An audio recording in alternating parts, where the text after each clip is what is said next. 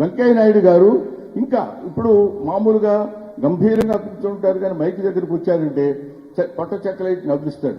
అప్పుడప్పుడు నేను కూడా అనేవాడిని, ఏమంటే మా బొచ్చలో రాయేస్తారు, ఎందుకు మేము నవ్వించడానికి మేము ఉన్నాం కదా ఇక్కడ, మీరెందుకు ఇలా అంటారంటే, మొన్న ఏదో ఈనాడు 30 సంవత్సరాల పండుగ జరుగుతున్నప్పుడు ఆయన అన్నాడు, ఇప్పుడు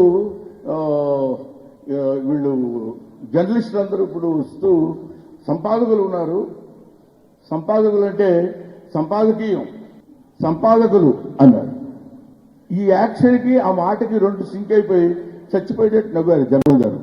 ఎందుకంటే సంపాదకీయం అంటే ఏంటి, దాని అర్థం ఏమిటో తెలియనటువంటి ఇలాంటి, ఎందుకంటే ఆయన దగ్గర ఆ కామెడీ ఎక్కడి నుంచి వచ్చిందంటే, నేను కాక మొన్న నేను ఎక్కడో ఒక చోట చదివాను, అది వాజ్పేయి గారి శిష్యుడు కదా, తెన్నేటి విశ్వనాథం గారి శిష్యుడు కదా, అందువల్ల ఆయన చెప్పే విషయాల్లో వాజ్పేయి గారు ఒకసారి ఏదో పార్లమెంట్లో మాట్లాడుతూ కాంగ్రెస్ లో సగం మంది మూర్ఖులు అన్నాడు.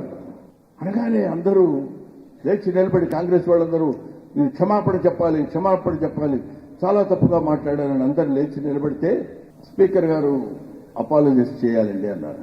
అనగానే అలాగేనండి అని వాజ్పేయి గారు లేచి, నేను మాట్లాడినందుకు, అలాంటి పదాన్ని ఉపయోగించేందుకు నన్ను క్షమించండి, కాంగ్రెస్ లో సగం మంది తెలివైన వాళ్ళు అన్నాడు.